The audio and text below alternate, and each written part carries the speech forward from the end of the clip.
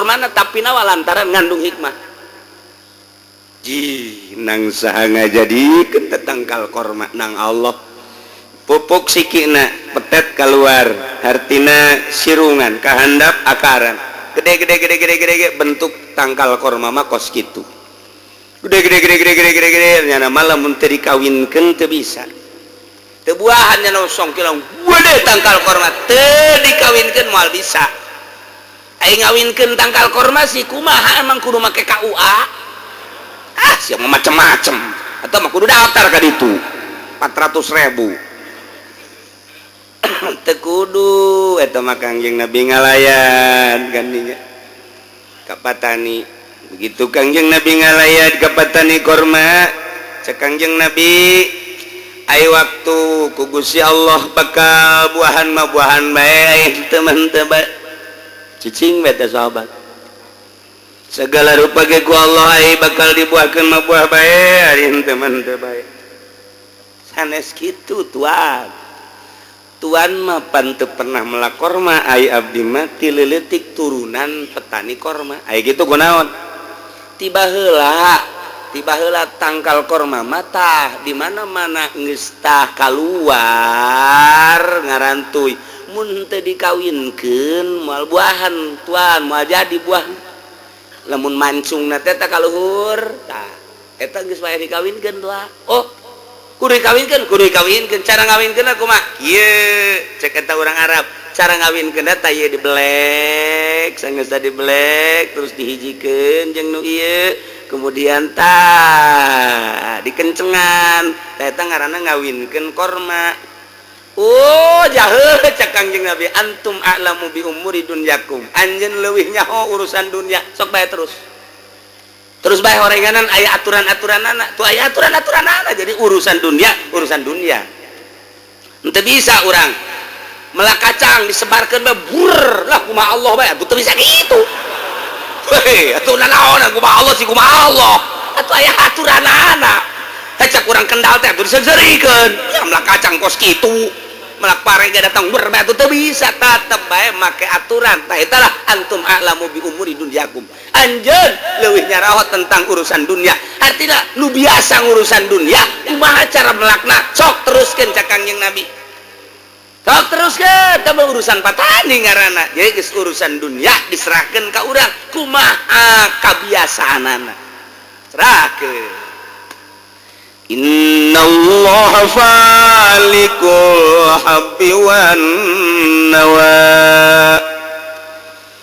dijelaskeun deui eta teh supaya leuwih jelas jangan dalilan bahwa Allah Maha Pencipta yukhrijul hayya minal mayyiti wa mukhrijul mayyiti minal hayy Allah teh anu ngaluarkeun nu hirup ti nu paeh mana nu hirup manusa hirup dikaluarkeun ti mana tina cai mani anu beku nu paeh manuk hirup dikaluarkeun tina endog bahkan wa mukhrijul mayyit minal hayy jeung ngaluarkeun anu beku ieu ne cai mani tina nu hirup endog tina nu hirup urang teh manusia diciptakeun tina nu paeh nu beku yakni cai manina diciptakeun ku Gusti Allah ti manusia anu hirup nu hirupna diciptakeun deui tina cai mani anu beku cai mani diciptakeun deui dikaluarkeun ti nu hirup atuh kitu bae terus manusia wari manuk teh diciptakeun ti nu beku yakni tina endog timbul tina endog jadilah manuk jadi endogan deui kumari endogna kuari kitu tina endog jadi manuk kotok kitu keneh unggas ngaranna kotok hayam nah ieu teh diciptakeun ku Gusti Allah tina endog diciptakeun tina kotok diciptakeun tina endog nu mantap kuari mah aya babadean heulaan kotok apa heulaan endog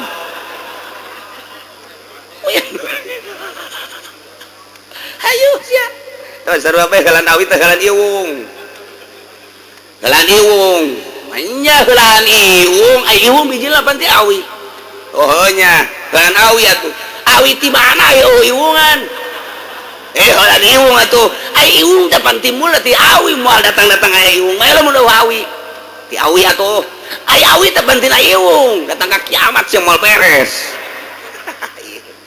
otak yang dogelan mana nu bisa ngajawab iwalti Abu Nawas Abu Nawas bisa ngajawab aja Nailah manusia tina sperma, sperma ti manusia, manusia ti sperma, sperma ti manusia. Iya, nu ngaluarkeun sperma ti manusia saha Gusti Allah. Nu ngaluarkeun sperma ti manusia Gusti Allah, nu ngajadikeun manusia ti sperma Gusti Allah. Istimewa Gusti Allah mandek ngajadikeun manusia ti tina sperma sakali asup doang, sat karahim awewe. Nutup langsung. Diproduksi melalui sel-sel na didinya teh terus sperma teh 40 poe jadi getih kimpal 40 poe deui jadi daging kimpal 40 poe deui ku Gusti Allah mulai dibentukeun 3 kali 40 berarti 120 poe 3 bulan ngaranna ta eta teh geus mulai 4 bulan ngaranna mulai dibentukeun ku Gusti Allah dikirim malaikat Jibril yang nuliskan masalah hiji masalah umurna 2 masalah rizkina nomor katilu masalah pagaweanana nomor kaopat masalah salamet jeung cilaka na jaga di akhirat aya yakni sorga jeung neraka urang borosot ka alam dunya geus mawa dokumen 4 umurna rizkina pagaweanana sorga jeung nerakana geus aya dokumen tah kakawasaan Allah diproduksi ku Gusti Allah loba jelema subur jasa awewena subur salakina subur terus bae dijimakeun cai mani keluar sapeting sagelas tapi tidak akan jadi manusia majir ngaranna majir sapi majir bagus lintuh aya awewe mah majir pencit habak tadaran kangjeng Nabi genita ka urang kawin teh kanu loba anakna al-wadud wadud nu sangat cintaeun ka urang resepen jasa ka urang di mana-mana manehna resepen ka urang bakal timbul rasa dedeh rasanya di mana ge urang diperhatikeun bae urang bangunana teh dihormat bae lantaran nyanana pinuh ka dedeh jeung ka resep ka urang urang dahaga kunyana dibawakeun cai urang kitu lapar dibawakeun sang urang hayang ngopi dibawakeun kopi urang bangunna kapanasan dihihidan kunyana kebal-kebal mah diketrokeun ka urangna sial dasar tuh eta dede alwadud loba anakna baheula malamun ditanya kiai teh kiai gaduh putra sabaraha 17 mantep tak ada yang kacelina deg teleh kotok rintik mata-mata paling setik kiai sabaraha boga anak 12 baragus kiai boga anak na loba kuari mah kiai gaduh putra sabaraha nurutkan negara be 2 KB kiai Golkar teu beres teh kiai kos gitu pejabat geus 2 kabeh geus 2 diatur boga anak geus kaluar tina aturan Allah Subhanahu wa taala. Kunaon eta sieun teh dahar ka dituna. Waduh emang anu mere dahar saha? Cilaka ya geus. Akidah geus mengkol. Rempan cenah ka dituna besi teu kadidik atuh tinggal dibikeun ka pondok pasantren dididikeun. Mendak loba anu ngeluh kiai cenah anak kula. Bandal jasa cenah teu nurut jasa ka kula. Baheulana dipondokeun dan henteu dinaon kitu sakola atuh memang parantina sakola mah kos kitu namun masantren hajur ada Badung eta dipertanyakeun ai sakola memang jurusan Badung bego ngeluh cenah anak mabok bae mondok henteu atuh kajeun teh mah parantina mabok ka ditu aduh anu kula cenah anting nu bola de jasa lalaki tah we lalaki puguh kiai make ieu ka dieu naon karang-arana anting segala kongkorong segala waduh lalaki tah we lalaki keur ieu mondok henteu biasa kos kitu geus antepkeun bohongan teu masantren deuleu tuh pondok pasantren mah santri teh geus sararieup isuk-isuk santri mah beda jeung batur. Kumaha bedana? Batur mah wor ka pabrik nya nama rongkol keneh. Santri khawarikul adat. Emang piwaliieun atuh santri mah. Geus teh nyaho karamean dunia nya nama teh nyaho. Nu ka kantor, nu ka pabrik, nu ka ladang, jana wak masih keneh kerek. Udang jam 8 berak serpi amat serpi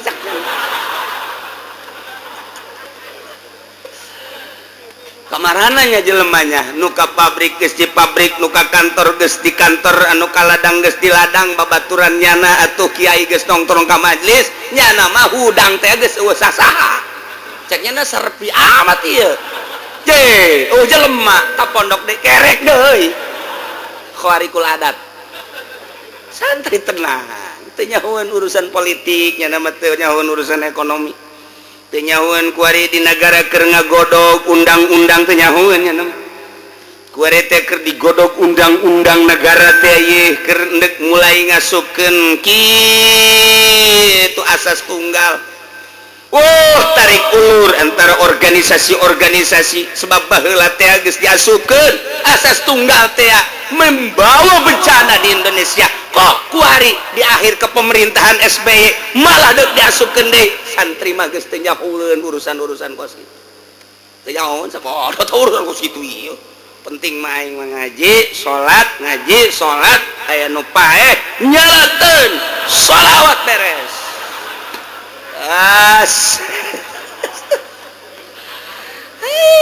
Santri mah kahirupan geus beda nya mah tuh. Isuk-isuk di jandela kieu bae tah. Di jandela mandi encan naon encan. Santri. Neleukeun anu liwat cek nyana neuk kamarana jelema eta ku sararibuk teuing blon cek nyana teu percaya ka Allah. Waduh. Santri geus hebat jasa pokona geus. Nyahoeun urang lemburna ge bahwa si Asep teh masantren padahal di pondok nama tilok ngaji. Datang geus ka ditu 1 tahun 2 tahun mulai geus diustadkeun tad ira balik.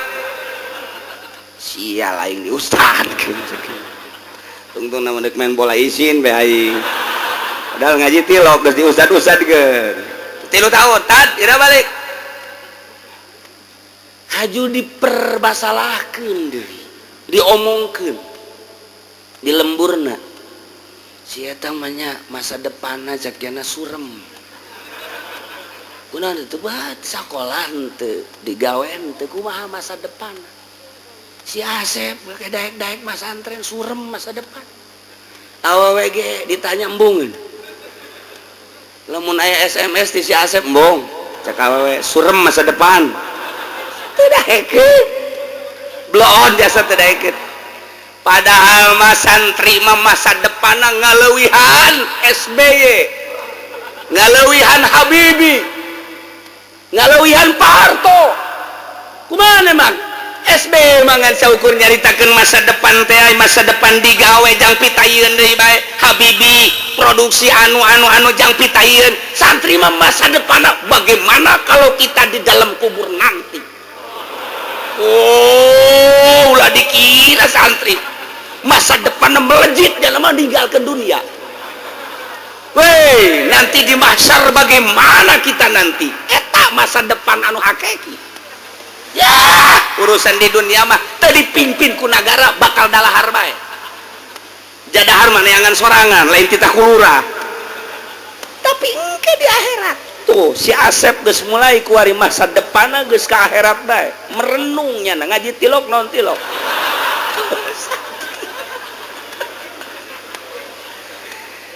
ye menang 5 tahun genep tahun siep kadeleuna lembur geus mulai memperhatikan si Asep nu tadina ku urang lembur dicemooh pajar masa depanan baik kuari ngayakeun muludan Asep tita balik kunaon yang jadi protokol ieu protokol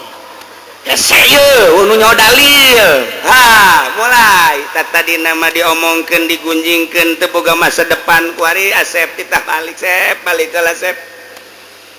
muludan protokol ya siap siap atau jadi protokol atau mulainya jadi protokol. Saudara-saudara, alhamdulillahirabbil alamin, pada malam ini kita mengadakan ta'ziman wa takriman. Wih, hebat atuh si Asep atuh. Di pondok naganya mah ngabaca bae pan. Ngaji henteu ngabaca bae. Eleh beo mah.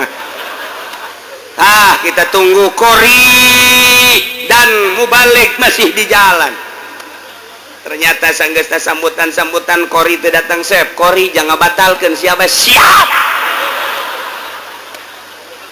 Sep geus bingung aing protokolnya Kori. Tapi teu eleh gelengnya. Lah aing di pondok aja sok ngayeng-ngayeng aing. Langsung nyana, hei, bisa-bisanya na. Woi.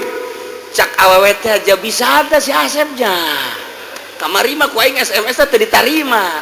Ku aing kuari dek dibalesan atuh mulai, guys. Mulai, guys. Nu boga anak parawan geus ngadegetan bae. Saya pula ka mana? Jati lo ka mana? Geus beres jana jadi Kori. Mubalik ngabatalkeun. Cek Haji Podoli saya tidak bisa matang. Terperangkap macet. Lanjut saja. Bebe Jasep, iya Haji Podoli itu bisa datang, macet didoyong, macet total kontainer. Aku batu, Asep bela ceramah siap. Nyana napas lagi ya. Ilok mundur santri. Alah, aing nyaritakeun sagadang pecang aing lah. Jeung monyet geus bisa aing lah.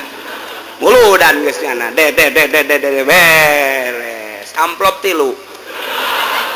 Protokol Kori.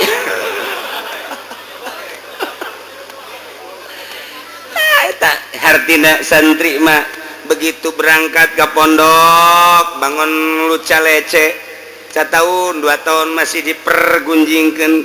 Begitu geus 5 tahun kadenge rada bisaan maca Qur'anna eueuh imam ditarik jadi imam taraweh. Komo geus 7 tahun, komo 10 tahun mah geus kadenge rada bisa pepeletekan, geus mulai diperhatikeun. Cep, bulan si aya di imah aya. Tutu mang anu paeh. Aju paeh si bebeja ka aing. Pangmandiankeun Cep. Tuh nu bisaeun sia mah pan santri. Siap. Satira mandian nu paeh nu hirup ge bisa aing. Paeh bajannya geus paeh bajan teu ngalawan. Ayo geus. Pokona main guyur-guyur bae geus. Apaan? Kilok mundur santri mah. Masa depan santri mah tuh kumaha engke di jero kubur. Masa depan santri mah tuh engke kumaha mahsyar. Masa depan santri mah tuh kumaha mun nyebrang di jembatan Siratal Mustaqim. Ya jang neangan keindahan kenikmatan anu hakiki. Nu mataknya nama kuari ge geus terisolir hirupna. Terisolir jana mah geus teu dianggap jelema aja santri mah tuh. Kos orang pedalaman Sumatera nya nama tuh. Eta kos gitu, tapi keindahan dari santri. Masya Allah. Lapar, karak masak isikan golot cak babaturan ieu urang pan sangu doang eueunan tenang ih aing mah ulah sok hese-hese lain kitu warung pan geus nutup peuting pan ieu mah kan santri mah peuting masakna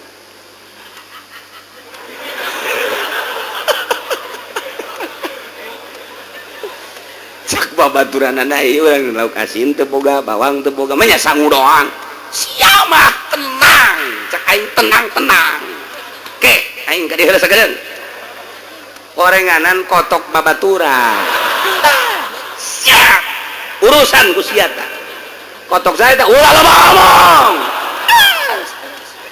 ayo hija sia bisaan emang keur ieu sia teh meuli ayo bae lah goreng beres golotrokeun nu bogana hudangkeun mang hudang dahar jeung aing si boga kotok tenang ayo dahar nu bogana bareng ngarokoknya hahaha bae seserian menang sapoe dua poe kotok aing gaman. Legit sia beureunnya ieu teh nu di dahar ku sia teh ya goblok atuh sia nu goblok masalah santri geus salaman geus beres ngan dina hatena sia boga kotok cokot deui ku aing cak kahirupan santri mah indah jasa ngeunaheun nikmat jasa hese pokoknya hayang jadi santri teh kanikmatanna emun urang geus jadi santri ngarasakeun nikmatna hirup emang kumaha gitu disieun ka mana balik heeh neuk na teu sagadeng doang aing mau balik ngan baju aing kalotor kabeh nu aya bae cak babaturan baju aing ka mana samping baju orang dibawa balik hujanna menang saminggu datang di ini mah baju aing bawa ku aing jeung aing kalotor pake benges tenang asa nu nyana bae teh kahirupan santri masyaallah nikmat jasa nu mantak moal aya pang indah-indahna ketika jadi santri ngilaheun yusuh masalah masalah hiji bae ngaji salat datang ka waktuna sabulan kolot ingeteun teu ka aing ye can dikiriman dibodem ku sia kolot galakannya na blow on Masya Allah tah eta kadeleuna luca lece kulantarannya nama dididik agama khusus entak teu kacampuran deuk aya nu sakola ulah aya nu maksa hayang sakola di dieu ulah kunaon gitu moal kaharti ku budak sakola mah kahirupan pesantren engke nanya anak kacampuran isme sakola ulah sakola mah sakola bae geus ka ditu anti sakola lain anti ieu deuk dijadikeun pelopor musola pelopor lamun aya bangsa nu sakola-sakolaan gitu engkena teu bagus nyebut dodna engkena waladhdallin ieu mah kena buleut dodna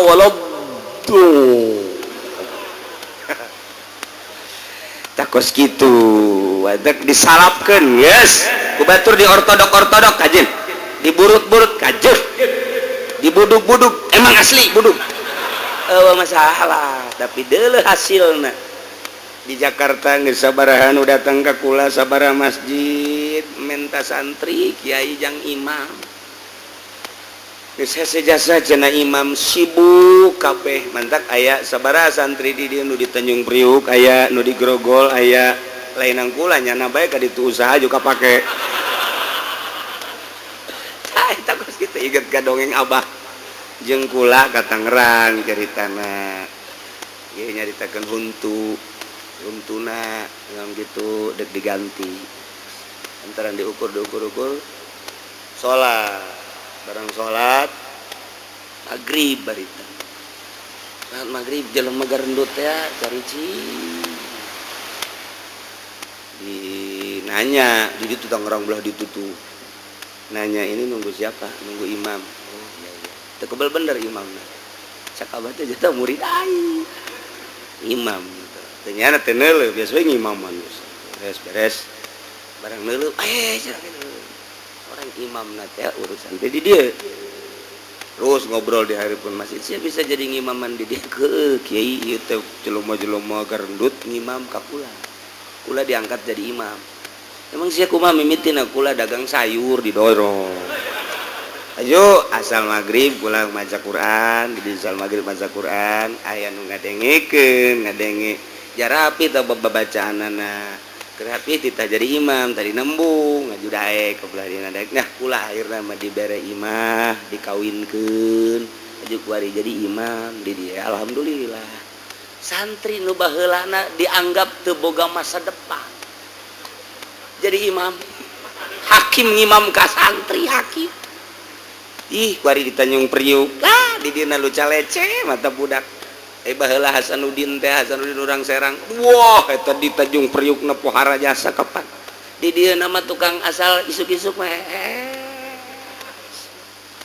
memeh ngaji wudu keula 2 piring kuarina jadi kokolot di Tanjung Priuk sabaraha santri teh eta kaparake sebab khusus diolahna emangnya nama jangkos kararit wari ngaji ke kantor-kantor jadi imam sekitar di daerah kota matunya lagi terus ceramah. Masya Allah aja ikhlas santri mati lo kayak yang dibayar ayo letik mah jangan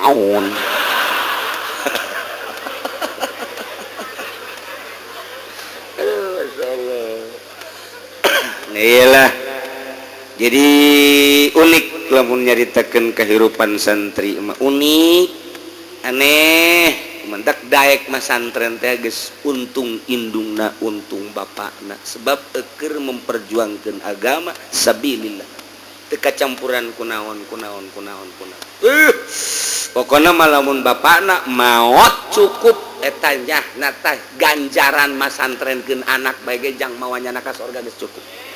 Ulah lalawor emang kumaha ya Allah ya Rabbi nu sok disebut junudullah tentara-tentara Allah aya dua rupa. Nomor kahiji anu jihad di medan laga perang, nomor kedua anu li'ilai kalimat Allah, li'ilai kalimatillah ngaji teh jadi tentara Allah. Urang mah bari ngaji saminggu sekali. Santri munggal poe. Subuh ngaji, lohor ngaji, asar ngaji, nu ngaji mah nu teu menteu. Jadi aja diantep bae deui ku kiai na di mamana ge. Daek ngaji los teu ngaji los. Bodoh. Iya teu di mamana ge jatilok aya nu dihayu-hayu ngaji tilok di pasantren mamana ge cok. Di Pandeglang, Serang, Tangerang, Bogor, datang ke Sukabumi. Tilok aya kiai nitahan ngaji-ngaji budak sia ngaji tilok. Daek los, teu los. Bodoh sia. Jang sia ieu. Sia daek ngaji pinter jang sia teu daek ngaji atuh geus sia betah dirinya datang ke puluhan tahun los mayar henteu naon teu acenah balik bae los acenah pindah los sama kumaha sia bae tapi hasilna kok beda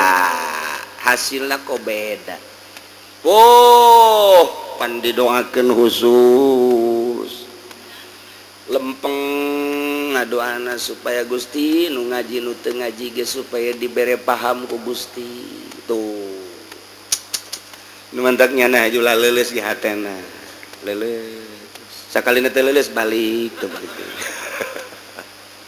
jadi beda salap mah tak itulah ieu mah keur carita dalil kana maha penciptana Gusti Allah innallaha falikul habbi sanyana Gusti Allah anu ngadamel mecahkeun sisikian ngajadikeun tatangkalan terus buahan bermacam-macam tangkal bermacam-macam buah bermacam-macam rasa nang Allah termasuk kurma diplak jadi buahan nang Allah ngajadikeun lain nang manusia Allah ngajadikeun nu hirup yana manusia ti caimani maha kawasa Allah ngajadikeun caimani ti manusia Allah ngajadikeun manuk tina endog Allah ngajadikeun endog tina manuk na ieulah zalikumullahu fa anna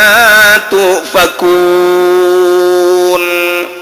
wallahu a'lamu bimuradita anu ngajadikeun tatangkalan tina siki anu ngaluarkeun manusia tina sperma anu ngajadikeun manuk tina endog ngajadikeun endog tina manuk ngajadikeun sperma ti manusia na ieu teh sing hade lain lang manusia zalikum eta kabeh Allah anu nyiptakeunana pa anna tufakun kunaon atuh maneh marengkol teu percaya ka Gusti Allah endan teu daekeun maca dua kalimat syahadat teu daekeun ngomongkeun bahwa khaliqul khalqi Allah teu daek endahan nyembah ke patung endahan nyembah ke batu endahan nyembah ke materi endahan nyembah ka kitu dunia padahal nu nyiptakeun langit bumi Allah anu ngajadikeun sisikian Gusti Allah anu ngajadikeun tatangkalan Gusti Allah nu ngabuahkeun Gusti Allah ngajadikeun manusia tina sperma Gusti Allah ngajadikeun sperma ti manusia Gusti Allah ngajadikeun manuk tina endog Gusti Allah ngajadikeun endog tina manuk Gusti Allah kunaon atuh teu daek nyembah ka Allah dalil bahwa Allah lah maha pencipta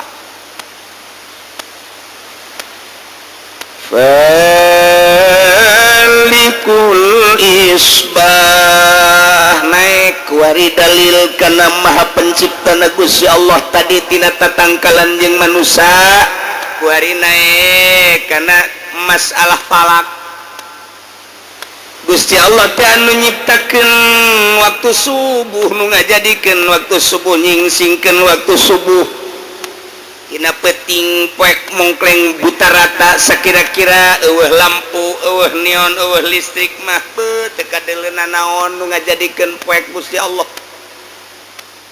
ta eta teh poek teh lantaran mataharina aya di handap kahalangan sebab ayana sinar matahari teh di mana-mana takobul di mana hareup-hareupan ketika mata poe teu keur hareup-hareupan teu ngabogaan sinar maka terjadilah poek ketika muncul di panon poe di sebelah wetan mulai aya waktu subuh nu ngajadikeun waktu subuh teh saha Gusti Allah tanda waktu subuh teh dijadikeun ku Gusti Allah teh aya dua nomor kahiji adalah aya sinar heula ke sinar tersebut jadi eueuh fajar kadzib ngaranna ke sinar kedua ngaranna fajar shodiq anu nangtukeun kana waktu subuh begitu diteliti aya fajar kadzib aya fajar shodiq aya hiji keanehan diangsongkeun baheula teh ka ahli palak di Amerika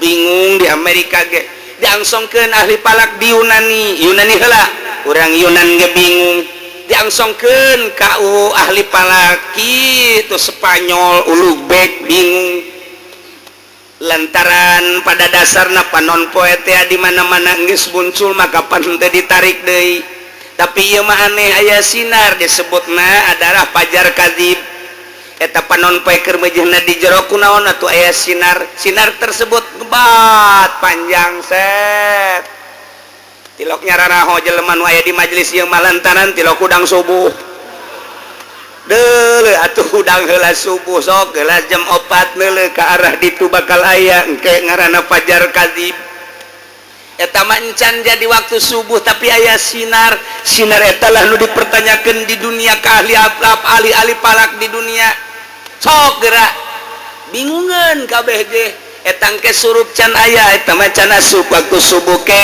geus aya fajar shodiq mangke bakal aya sinar ngebat ka luhur set kemudian nyayan beki berang eta mah henteu surup deui tah eta nu dipermasalahkeun teh ku aya sinar haju eueuh deui sinar naon lamun lain Allah nu nyiptakeun waktu subuh saha deui sebab tina perputaran matahari ge teu kaharti berbagai tafsir nyaritakeun berbagai tokoh-tokoh falak nyaritakeun tentang sinar tersebut sebab ayana sinar teh tina hawa teh anu kasorot ku panon poe dari panon poe nyorot kana hawa timbullah sinar sedangkan eta kan panon poe di jero keneh haju aya surup heula kahalangan kunaon datang ka kuari encan terpecahkeun geus moal aya nu bisa memecahkeun eta mah hiji penciptana Khalikul Isbah Gusti Allah Subhanahu